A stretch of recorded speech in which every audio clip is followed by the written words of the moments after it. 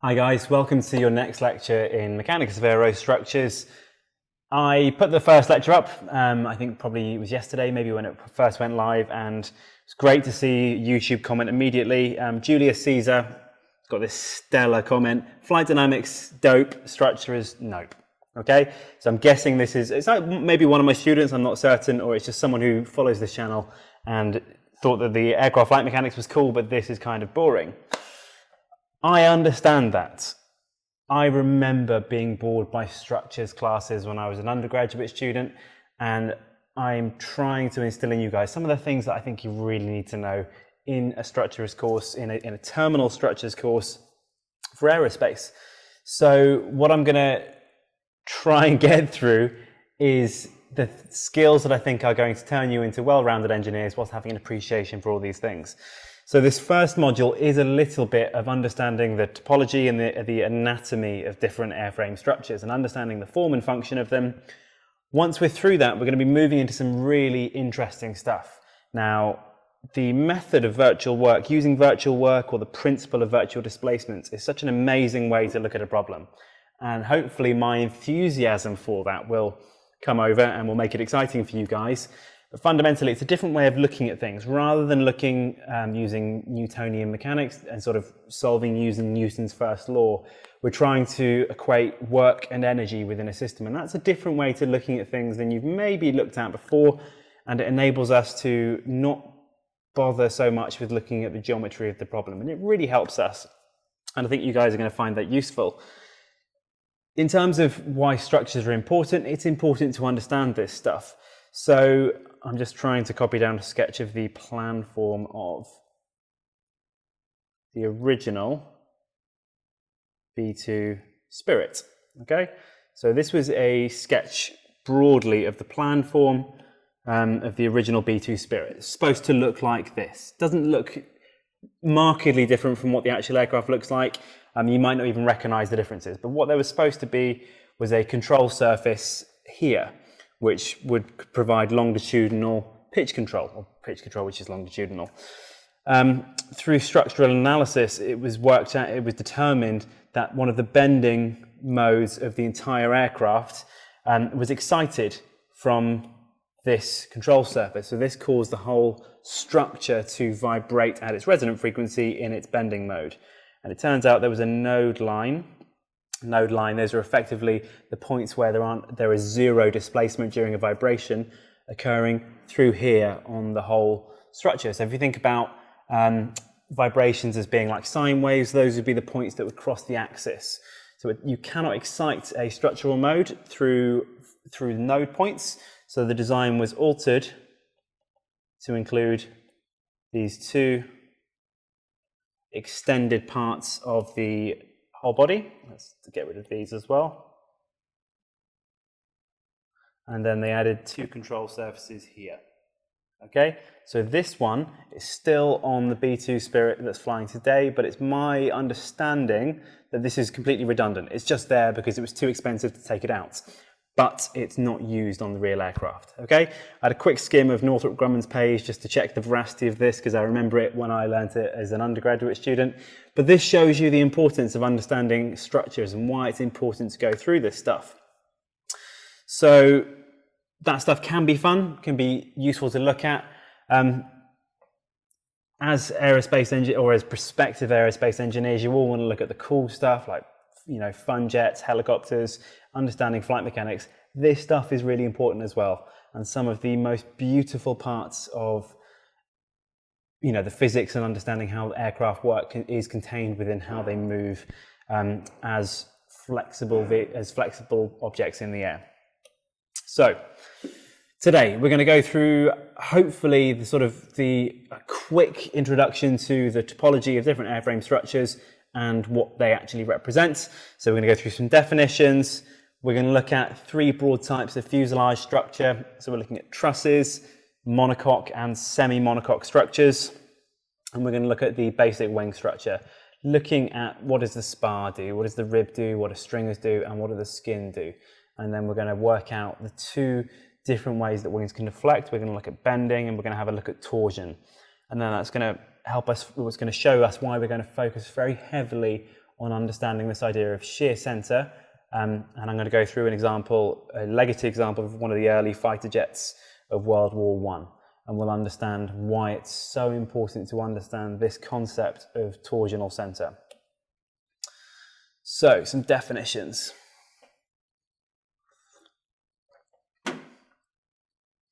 Okay, airframe, fuselage, and wings. Now, those are things which I would hope by your point in this degree you'd have an understanding of, but we're going to lay them out to be very clear. Airframe is effectively any part of the aircraft that carries a load in steady, level, stick-free flight.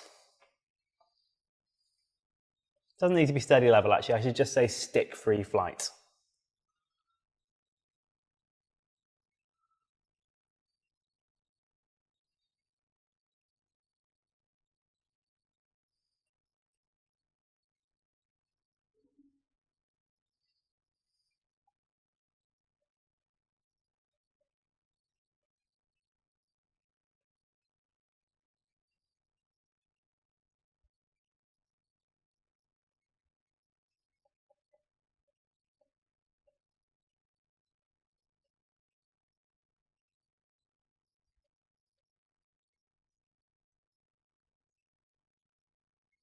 Okay, so we're saying any part of the aircraft taking a load that enables stick-free flight except propulsion. There's two important parts here, okay? The except propulsion, that's just the definition I'm going to throw up here. We're not even going to use this too much in this course, but when someone says airframe, you should understand what it means. Now, it can mean different things depending which airframe you're talking to, which textbook you're looking at. In general, this is sort of descriptive of the this is indicative of the descriptions you guys could get. So, stick-free flight means that we are not altering the control surfaces on the aircraft, so we're not looking at forces in control surfaces.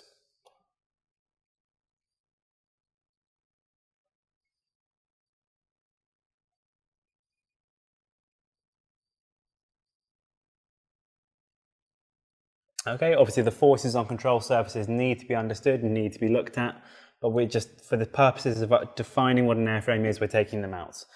And then without propulsion, we are not looking at the forces transmitted between the power plant and the actual aircraft itself. And that's just a distinction that we're making for semantics here effectively.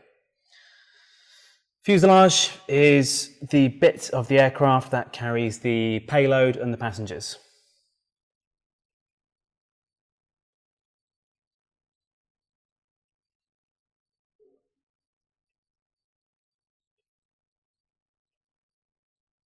Okay, so for our purposes, that is in general a cylindrical structure down the center line of the aircraft. Wings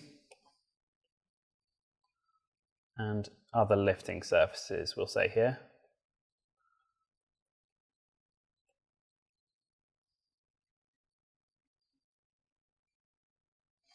Okay, so and then we're going to look at, so the wings, the main wings of the aircraft, those are the ones to generate the lift that keeps the aircraft aloft. We've then got the horizontal control surfaces, horizontal tailplane and the vertical tailplane as well.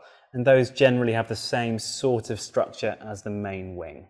Okay, let me just see if I can, oh no, didn't want to do that.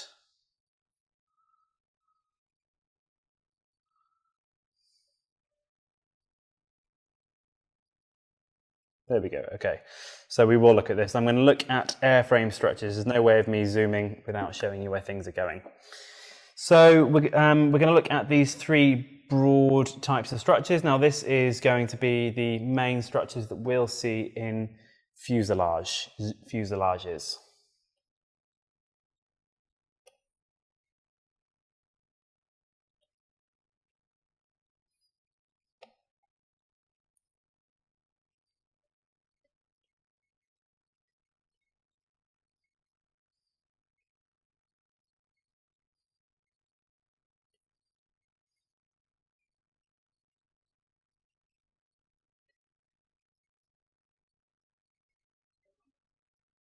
And they work in different means. So we'll spend a little bit of time just looking at what those structures are, what sort of aircraft you'll find them in, and what the different parts do and why. So the very first aircraft were made up of truss structures. Okay, so this is, let's move these about a little bit. Let's get rid of that. let's go here. This is, I think it's a Piper PA-18, I think.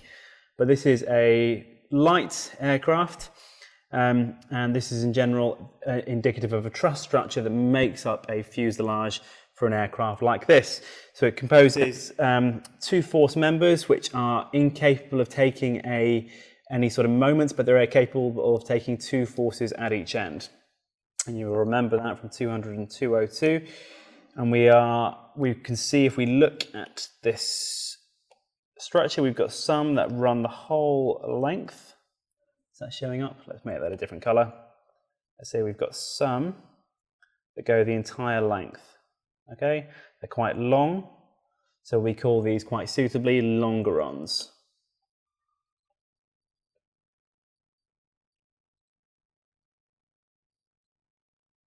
I've never known whether that word is pronounced longerons or longerons. It makes sense, longerons, but I'm free to be corrected by anyone that knows better. And then the other parts that we've got struts, and those are the other parts that join the trusses, join the longerons, making these triangular sections. Okay, so these are the trusses.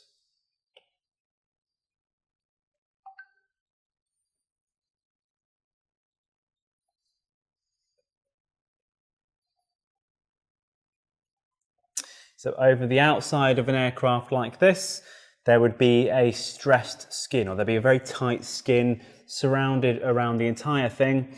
Now, early airframers used fabric and something called dope, which was a solvent mixed with glue that would dry and make a real tight skin around the outside of this sort of airframe. And that's then there to maintain the aerodynamic shape and ensuring those loads from the pressure forces on the outside, both pressure and frictional forces, are transferred safely to the airframe, which means they can be transferred to the wings.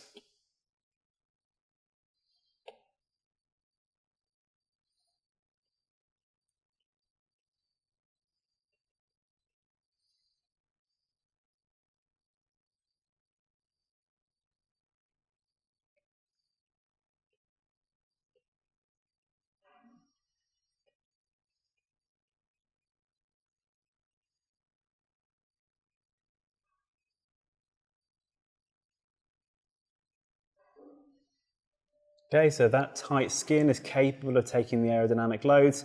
And I know some of you, because I've been looking at different aircraft, but some of you, you'll have put your hands on different aircraft and you feel that the actual external surface of some of these lighter aircraft is not particularly strong.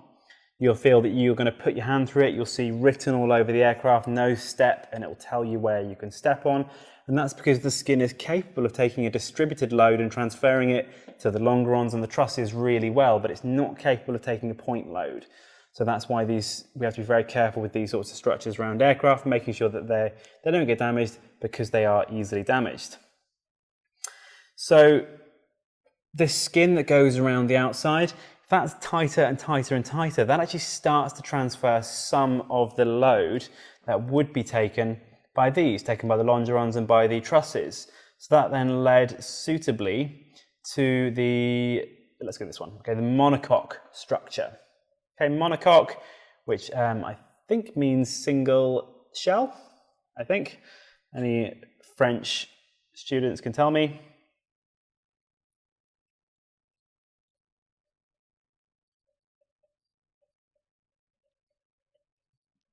Okay, the fully monocoque structure comprises frames and formers and then a stressed skin around them. Now this is often employed in aircraft fuselages.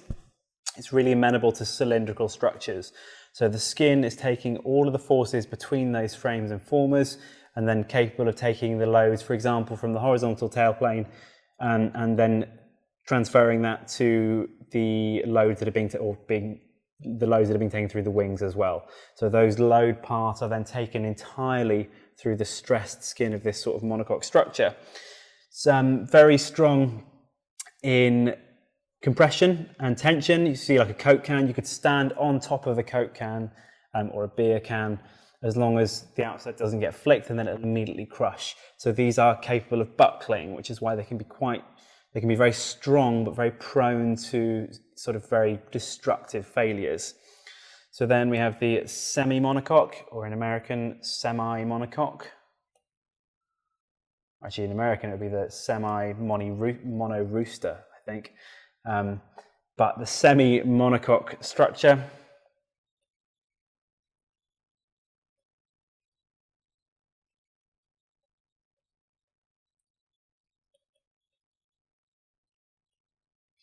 So the semi-monocoque structure has the sort of the best of both worlds. It's got a highly stressed skin that's capable of taking a large part of the load that's being transferred through the entire structure. It's got those frames and formers like the monocoque structure, and it's also got some stringers that enable some of that load to be taken redundantly so that it's less prone to buckling.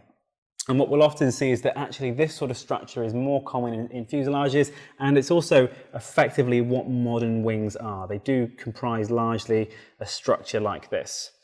So in terms of those three basic structures, that's just what I want you to know, the topology of them, what they are used for, and in conjunction with the extra material that's in the accompanying notes, I want you guys to be able to answer some basic questions about the things that occur in them.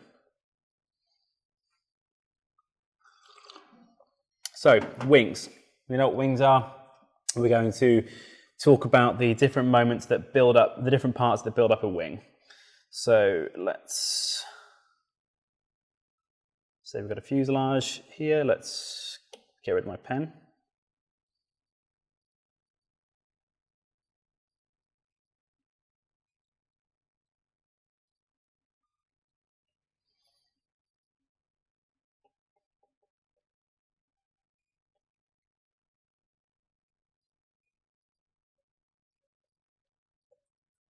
So the wing shape is, what we sort of expect it to look like.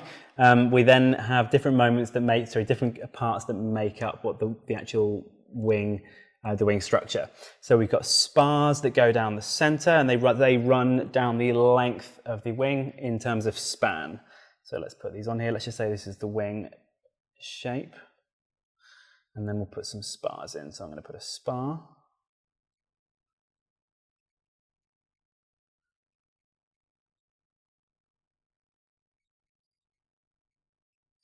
Let's give these some color.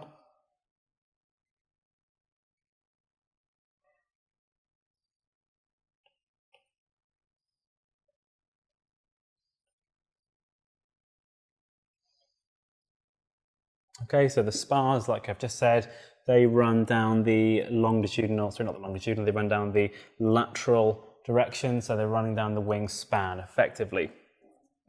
We've then got ribs. Let's draw these in a different color.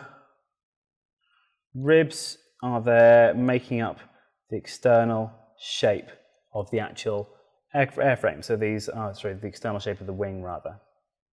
Okay, so the ribs they can be solid. Effectively, this might be a bit of steel with some holes milled out of it. Okay, sometimes they're made of carbon fiber.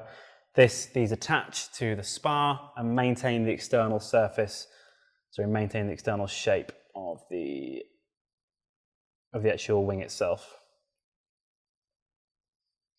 And then around the whole thing, so let's draw another one of these in.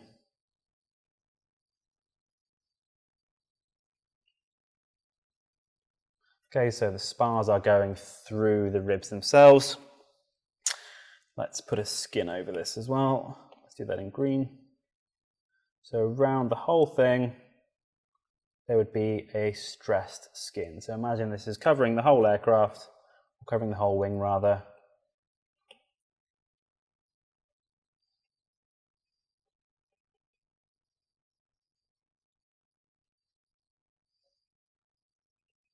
Okay, and that stressed skin is, again, the part that's sustaining the actual pressure difference of the aircraft. So if we think about the way that the loads are actually being propagated into the aircraft, we've got to maintain the weight of the aircraft through lift that's mainly being generated by the wings. So stressed skin, this is sustains pressure difference. We'll put in brackets lift.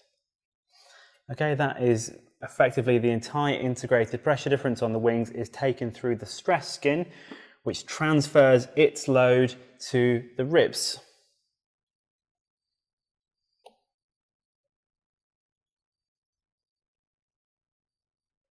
Okay, so the ribs then take that load from the stressed skin, and then the ribs then transfer that load to the spar.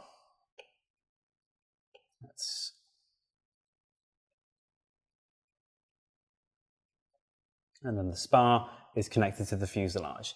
So we can see that those spars have to be able to take the entire load of, well, every part of this whole system has to take the entire load of the aircraft, but we know that in steady level flight, the lift must be equal to the weight, so there's going to be a tremendous bending moment running through these spars themselves. Let's think a little bit more about some of the purposes of these, because we're going to talk about the spars in a moment. Let's talk about the actual ribs themselves. And I've got this image. This is a nicer image than the one I managed to draw. This is included in the accompanying notes as well. So we'll use this one to talk about the ribs a little bit, and let's think about the purpose of the actual ribs themselves. So we said, or I said a moment ago, that part of if we have this load, let's draw this as my fuselage. Let's just draw this a little bit better. We'll say here. Okay, so that's my aircraft flying towards me. If we've got some lovely near elliptical lift distribution acting on our wing, that's going to cause the wing to want to bend upwards. So assuming our spar is not infinitely stiff, then the whole wing is going to have a tendency to bend upwards. Okay, whole wing is going to bend upwards. So we have to think about what happens to the actual surface of the skin there. So let's put this along like this. So if this was our wing that's been bent upwards, then the upper surface is going to be in compression and the lower surface is going to be in tension.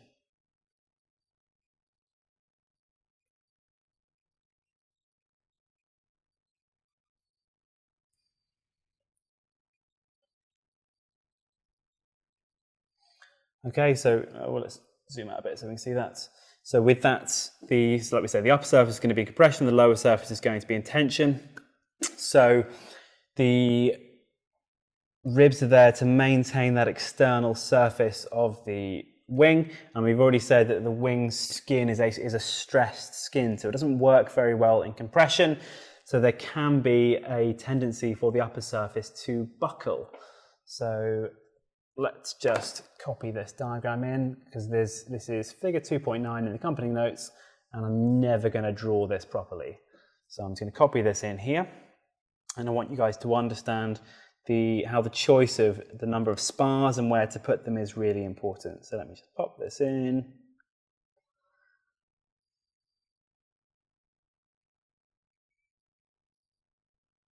Again, so this one's come from the accompanying notes. So we can see that if this is the diagram I just drew was effectively the top one. Now if we have too few ribs, then we can see this buckling will be likely to occur on the upper surface. And then down here, if we have the right number of ribs, or maybe even if we have too many, then we'll see that aerodynamic surface is maintained. And obviously this is not what we want to happen on our aircraft.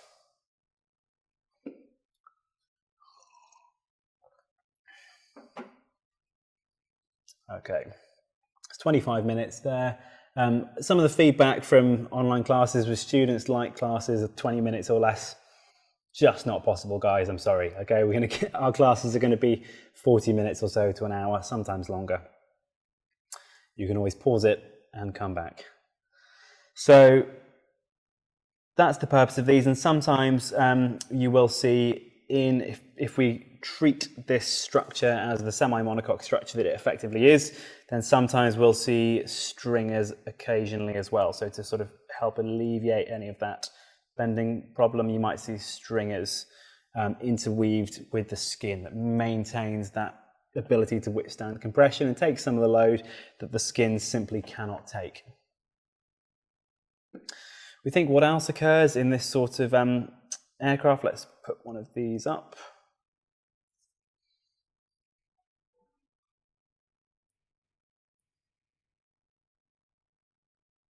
There's some other things that are helpful. So our ribs also enforce a sectioning of the aircraft fuel tanks. So hopefully you're all comfortable with the fact that most aircraft carry their fuel in their wings. So would have fuel tanks like this. And because of the ribs, they can't be contiguous structures. They would have to be sectioned. Now, with them being sectioned like that, that helps us in terms of aircraft dynamics because it means that there's a lower mass of fuel at any one time sloshing about.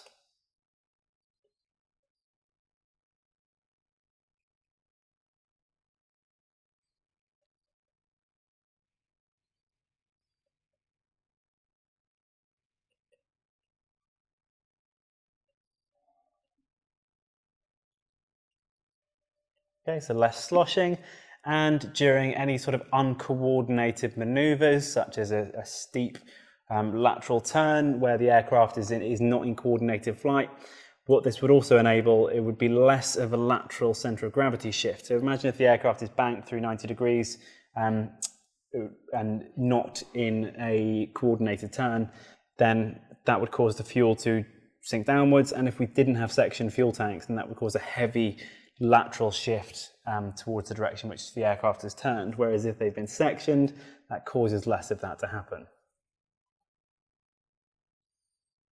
Okay, so we've spoken about these different parts.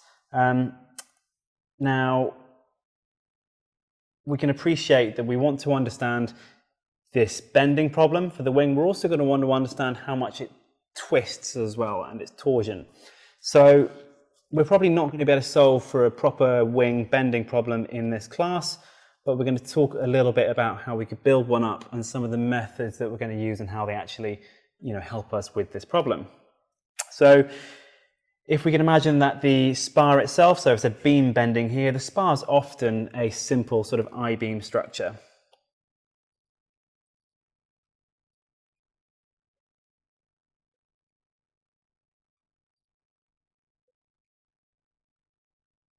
So the spar is a simple beam, or it can be approximated as one.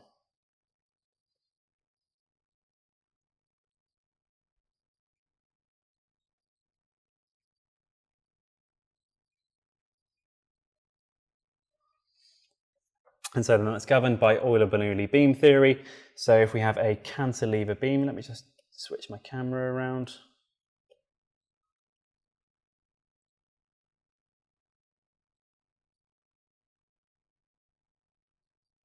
There we go.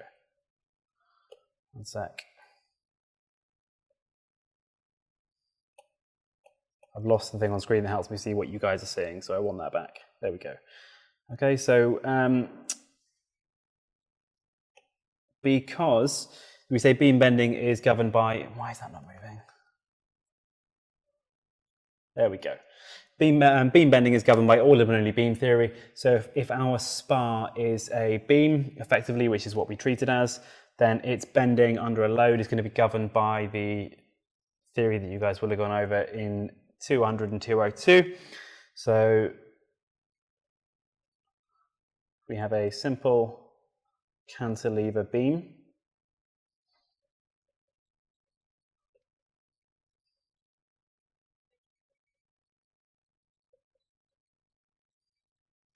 Let's say that's our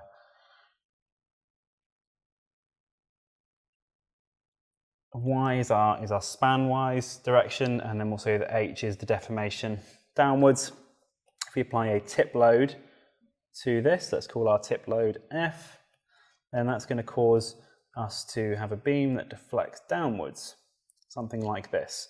So that displacement, Hx, is just governed by, this is not one I remember, let's look it up. We'll say that H as a function of Y is equal to whatever the tip load is, Y squared on 6EI BL minus Y. So we've got an equation that helps us understand how beams bend when we apply things to them. This is the case for a tip load.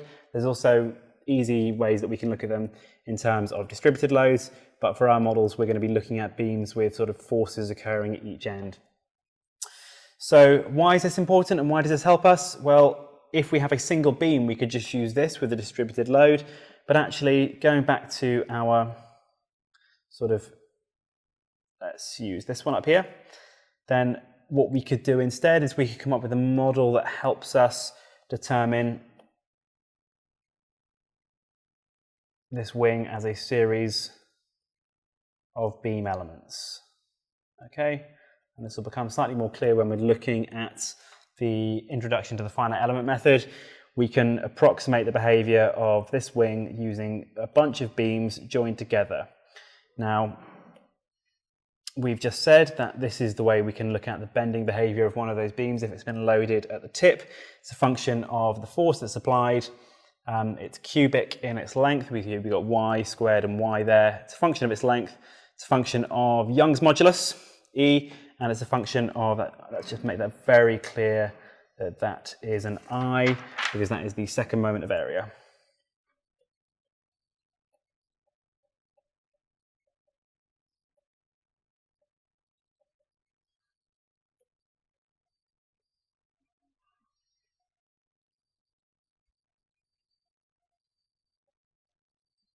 Okay, so the second moment of area, sometimes called the area moment of inertia.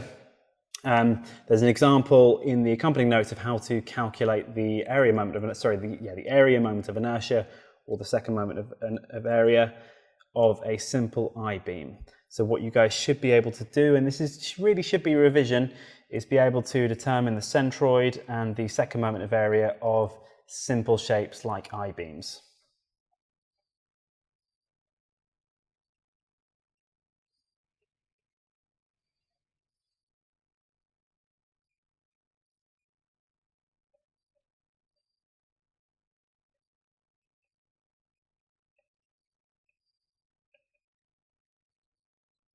So in the accompanying notes, have a look at the example. I've included a MATLAB solution in the accompanying notes as well. I've said this a couple of times before. Now that I've switched fully over to using Python, when I see my old notes with MATLAB examples, it's like seeing pictures of me from years ago as a smoker. Like, I hate seeing it, but it makes me kind of want to have it back. But I used the example because the solution in there of how we work out the second moment of area for an I-beam is written in MATLAB, but it should help you understand how to go through it. I will go through that example in the review session on Wednesday, so please go through it, okay? Because I'm going to expect you guys to be able to answer those sorts of questions yourself. So that's in the accompanying notes. Just have a look at that now. So we've got this idea about how wings understand how they take bending.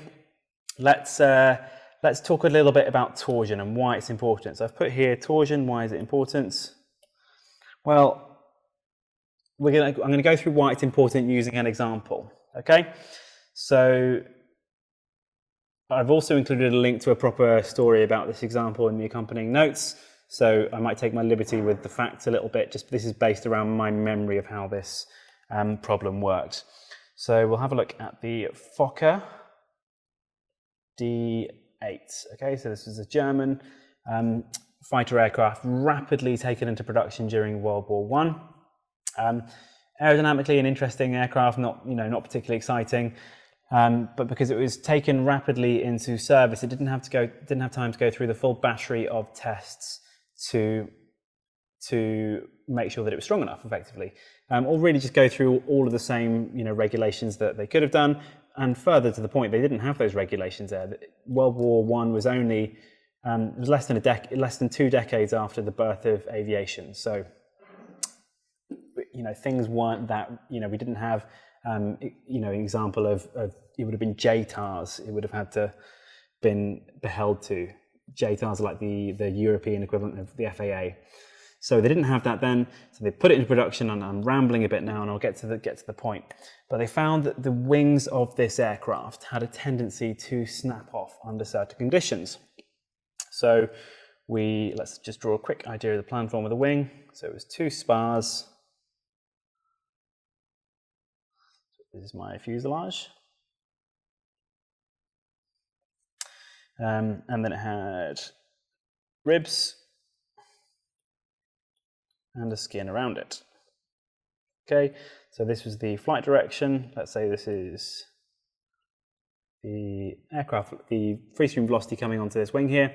Now they had a tendency to find this wing would snap off. So what they did was they took this, they took the aircraft and they then did some flight tests. And this didn't do flight tests. They did lab tests on it. Took the aircraft and hung it upside down.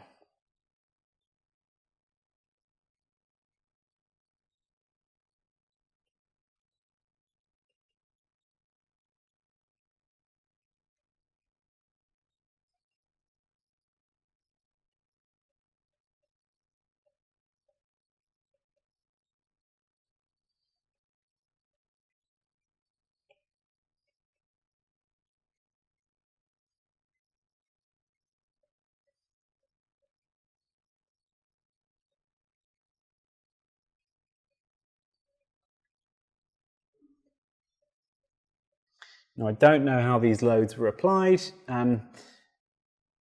You guys sort of hopefully after 312 are thinking, well, where was this applied? Was this applied at the aerodynamic center? Was it applied at the center of pressure? Was there a moment applied as well? And those are all sorts of questions that they didn't really, have a good understanding of at that time. So they applied these masses to the wing and found that there was a tendency for the rear spar to fail. Okay, so the rear spar was the one where they found that was failing. So they strengthened it. They thought, hey, good. Efficient design, we're going to strengthen the bit that breaks. Okay. Now, all that did to this aircraft, it meant that the front one was more flexible than the rear one. So let's have a look at what they'd effectively done. Now, this is where we bring into a new concept here. So let's have a look if this would be the aerodynamic profile of the original wing. Let's draw spar 1. Spar 2. So we know from our aerodynamics courses, we've got lift, drag, and some moment occurring on our aerodynamic profile. That's a function of the aerodynamics. We've got lift, drag, pitching moment occurring. So when we've got two spars like this, the way that the wing resists torsion is through differential bending. Okay, this moment's going to cause this one to go up, this one to go down. As long as they're equally strong, then those will occur roughly, approximately equally, and that's going to mean that the wing is going to have a tendency to twist around the point that's just between those two spars. And I'm simplifying this a little bit so I can explain it. The original, or the unmolested wing that just had two regular strength spars,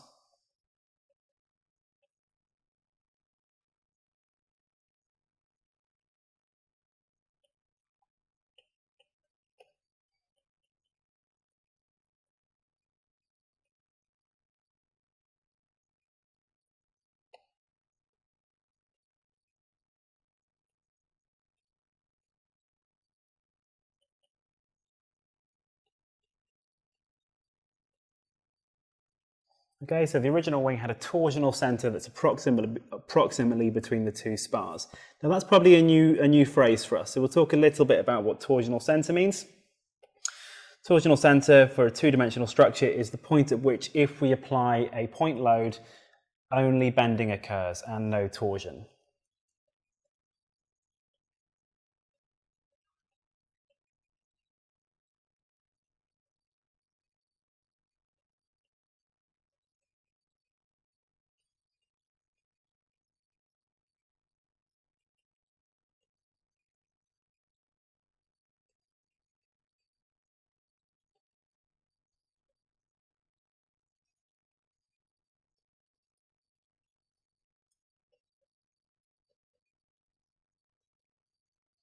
Okay, so it's the point at which, if a bending load is applied, a point load is applied, we only get bending and no torsion. So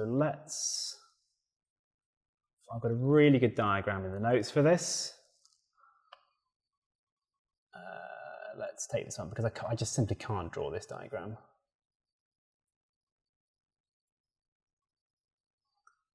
You see, I've called it the torsion center.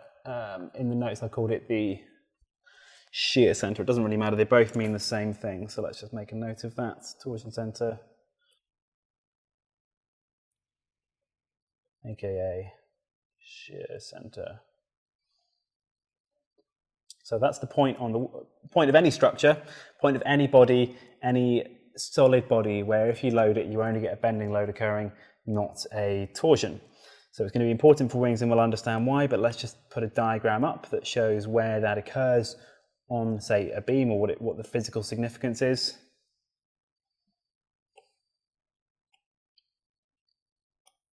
Okay, so here's 3 beams.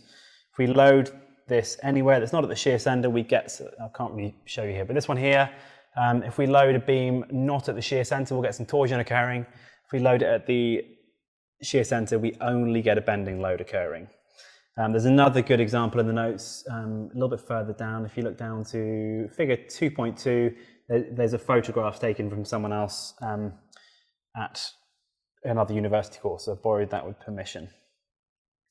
So let's go back and think about why we're talking about this. So the original wing had a torsional center that was approximately between the 2 spars. Now, it withstood torsional load via this differential bending. So what they did, those efficient designers, they reinforced this rear spar. Let's go here. By reinforcing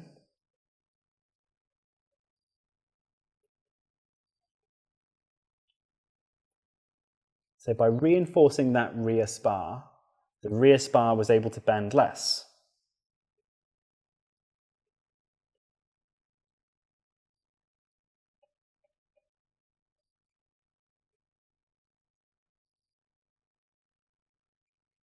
Now, as a consequence, this pulled the shear center aft within this section, closer towards that rear spar. And again, the shear center, so we've spoken about it being this point at which if there's a point load applied, we get bending and no torsion. We can also think about it if we apply a moment to this whole section here, this would be the center of the rotation effectively. And if a moment is applied,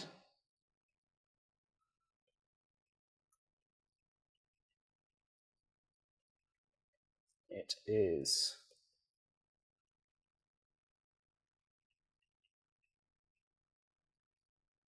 what I mean by the center of rotation.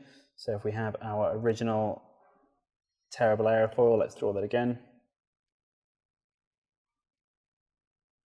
So if we have our original aerofoil profile like this,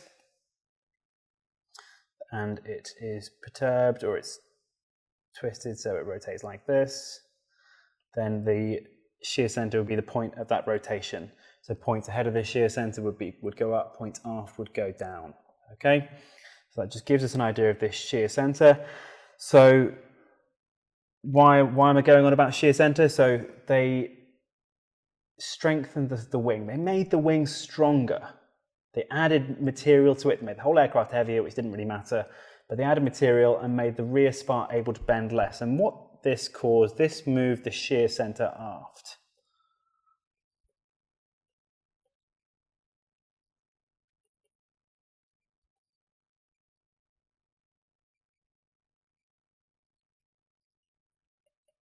So that moved the shear center aft, and what that did is it meant the distance between the point of application of the lift and the shear center got larger. So let's draw these out.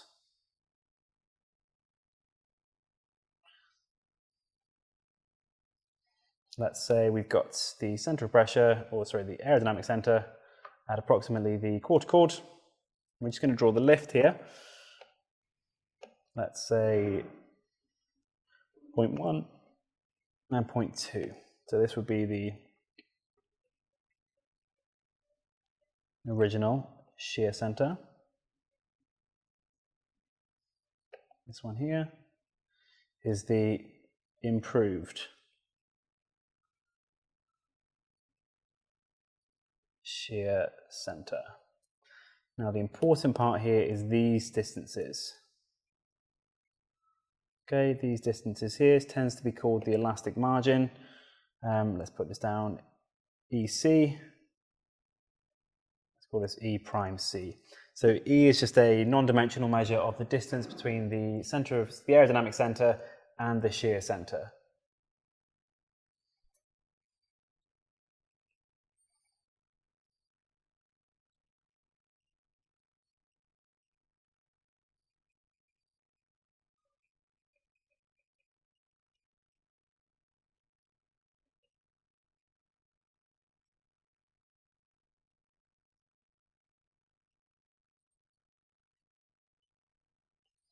Okay, non-dimensional distance between the AC and EA is another term here. The elastic axis is in general a three-dimensional line drawn through those shear centers. So we'll say here, the elastic axis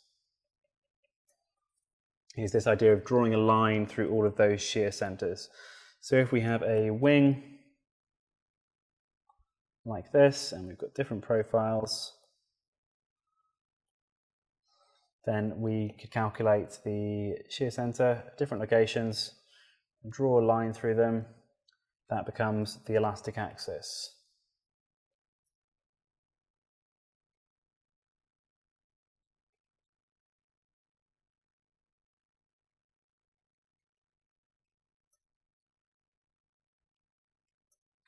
So we can, hopefully you guys can see the problem now.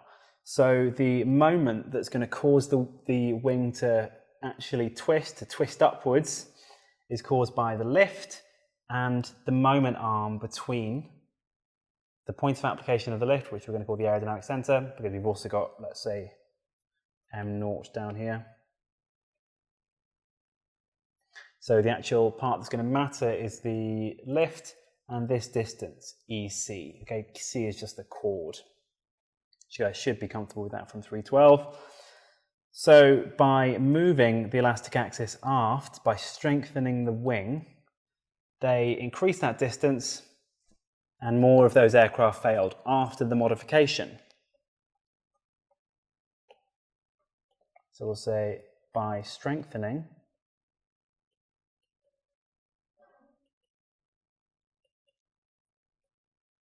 the rear spar, the designers had moved the elastic axis aft, or moved the torsional center aft.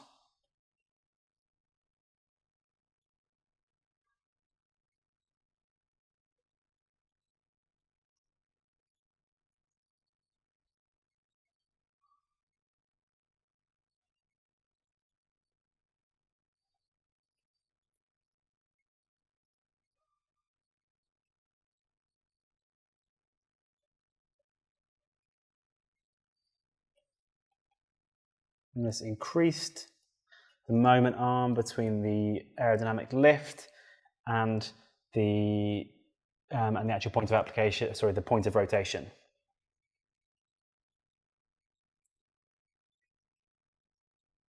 So increase the moment G2 lift. And so even though the wing was stronger and stiffer, the lift was able to supply a much larger moment, and they enabled more of those wings to snap off.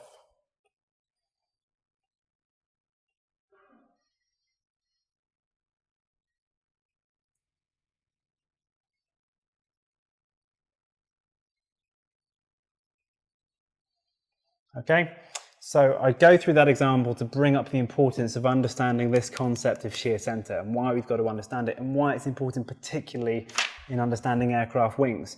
Now, I've taken a little bit of liberty with the telling of that story because I don't know all of the facts, but it's certainly based around something that happened. It's not an apocryphal tale. It's definitely something that happened in World War I in designing the Fokker D8. So please look at the example in the accompanying notes and go through there.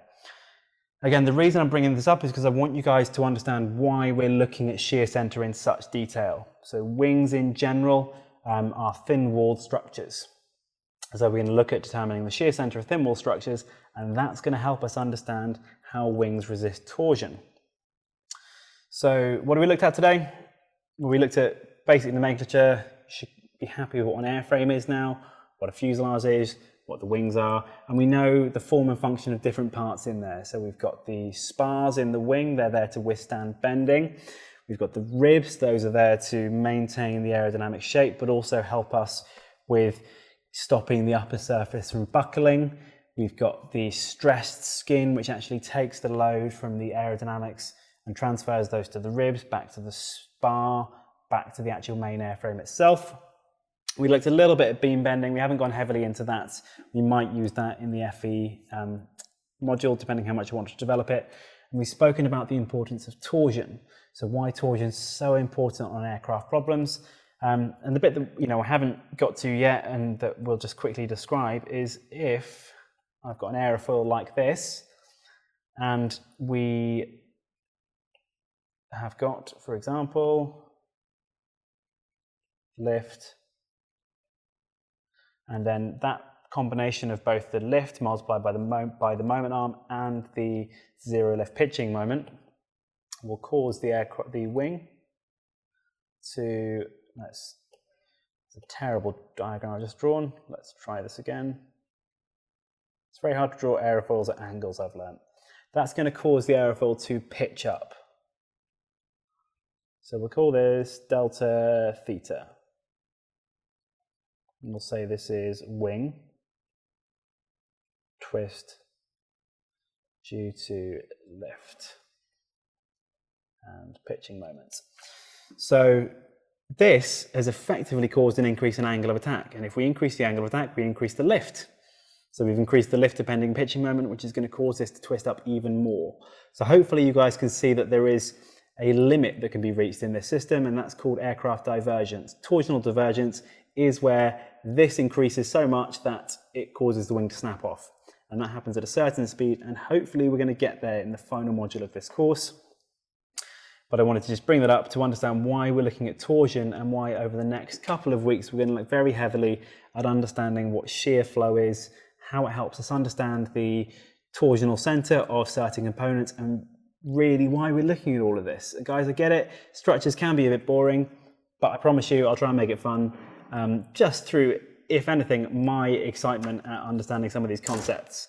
Like when we get to virtual work, I want to see you guys being excited. You're not in my class, but hopefully you'll see how excited I am to describe it, and at the very least you better make fun of me for that. Okay, hope you guys have all had a good introduction to this course. Put any questions you've got on Slack. Brilliant. I'll see you guys all soon. Take care.